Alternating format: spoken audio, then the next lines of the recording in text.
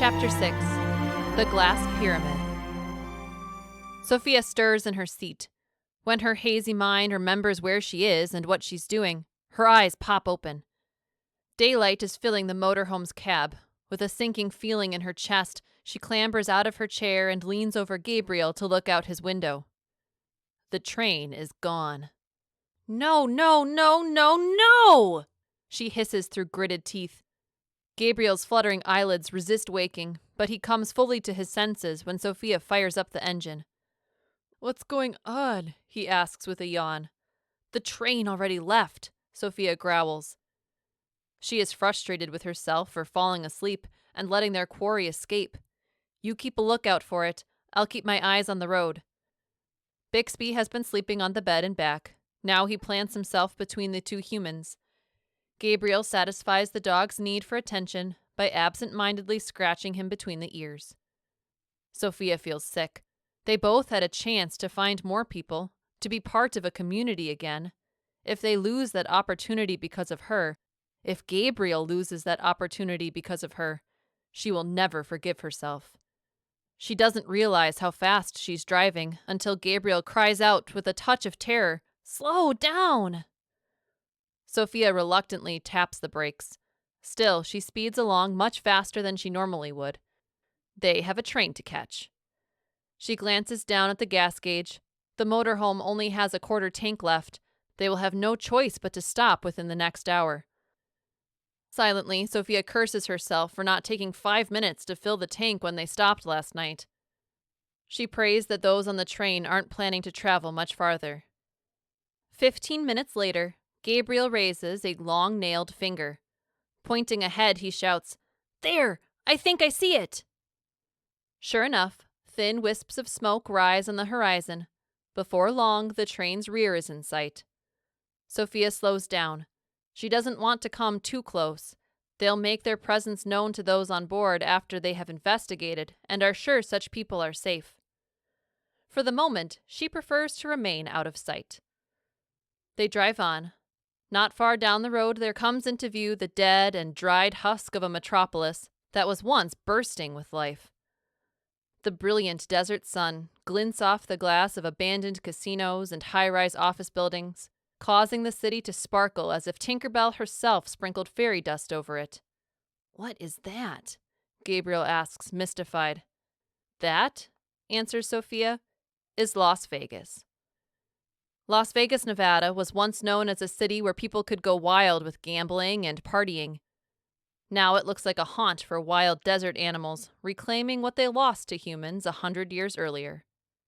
The skyscrapers and casinos stand tall and proud, the gravestones of humanity at its best and its worst.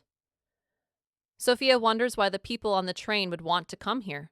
Certainly, plenty of money is hidden in the city's hundreds of casinos. But in this new world, dollars and cents won't get a person very far. Nor is Las Vegas, smack dab in the middle of a desert, the kind of place where life can flourish anew. Another 200 miles of withered earth and mountains lie beyond the city. If they were to keep driving past these thirsty lands, they would find themselves among the groves and croplands of California, a land where grapes, nuts, oranges, avocados, and all kinds of food grow in abundance. Undoubtedly, that must be where the train is heading. As they move closer to Vegas's downtown area, the buildings become packed tightly together. Sophia and Gabriel can see the humongous casinos clearly. One looks like a giant needle, sticking up out of the desert and topped with a UFO. A bit further away, a great pyramid of glass slices upward into the cloudless, crystal blue sky.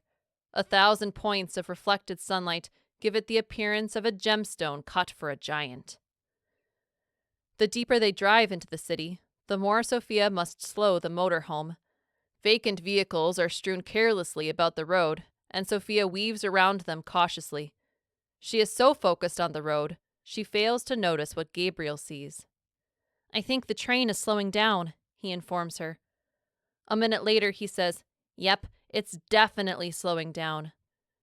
Sophia divides her attention between the road and the train. She is careful to stay close without alerting the people on board to their presence. At last, the train stops in front of a highway overpass. So does the motorhome. On the other side of the interstate are two casinos, Caesar's Palace and the Bellagio. Sophia remembers the second one from a heist movie she once watched with her parents.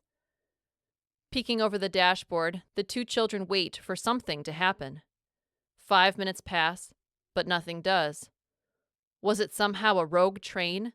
Did they drive all this way for nothing? Could some freak occurrence have caused it to start moving on its own? Sophia doesn't think so. The fact that it stopped for the night alleviates her doubts. That would only happen if people were operating it. Perhaps those on board noticed the motorhome following them. Perhaps they are purposely hiding. Perhaps they are even preparing to fight.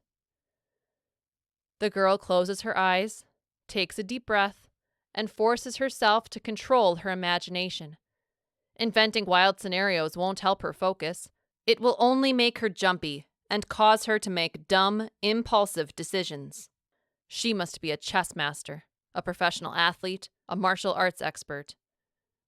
Concentrated, calculated, and in a sharp state of mind.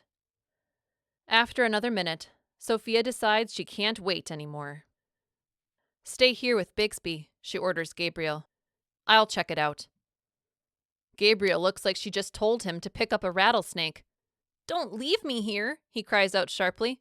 "I want to come with." Sophia is about to invent an excuse when she spots movement at the train. "Freeze," she whispers, ducking low behind the dashboard. The door of the train's passenger compartment has slid open. Someone steps out. The slender black woman examines her surroundings for a few seconds, then beckons to an unseen person inside the train. A second woman, who Sophia thinks could be the twin of the first, joins her. They engage in a brief conversation before re-entering the train compartment. "What are they doing?" asks Gabriel. Sophia realizes then how much the boy already looks up to her. Just like a child with his mother, he expects her to have answers she can't possibly know. "Not sure," she replies. "Let's wait and see what happens." 2 more minutes crawl by. "Maybe they saw us," Gabriel whispers. "Maybe they're going to leave again." No sooner is the last word out of his mouth than the 2 women reappear. This time they're followed by another pair, both of whom look like men. One is young and fit, with wavy blonde hair curling out from beneath a black cowboy hat. The other is short and dark-featured. He wears a charcoal pinstripe suit, strange attire in a world where there's no one to impress. It is this second man who seems to be in charge. Sophia sees him speaking to the others as he points toward the towering buildings across the interstate. "Get your shoes on," she instructs Gabriel. "As soon as they start moving, if they move, we've got to be ready to follow them." Gabriel obeys wordlessly as Sophia climbs out of her seat. She retreats to the bedroom and opens the top dresser drawer. Stuffed in the corner is a leather holster, designed to be worn behind her hip and inside the waistband of her jeans. Here she can keep the pistol safely hidden until she needs to use it, if she needs to use it. Quickly, she straps the holster to her belt and tucks it inside her jeans, then returns to the cab. "They're leaving!" Gabriel worriedly exclaims. "Good," Sophia responds. She leans over him, opens the glove box, and withdraws the pistol. Gabriel's face turns white when he sees it. Sophia notices his reaction. "Don't worry," she assures him. "I'll only use it if I absolutely have to. Now let's go." Bixby groans his disapproval when Sophia commands him to stay. Affectionately, she scratches his wrinkly forehead, then closes the door to drown out his anxious whines. It's only mid-morning, but the Las Vegas air is already hot and dry. Sophia feels like they've stepped into an oven turned to its low setting.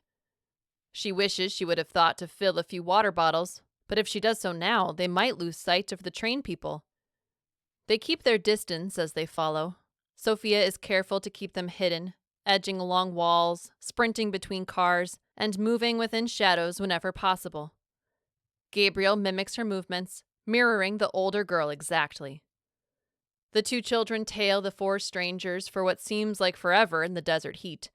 A pair of stealth soldiers, they creep down Las Vegas Boulevard behind the unsuspecting quartet, until they are deep within the mighty claws of the deserted casino city.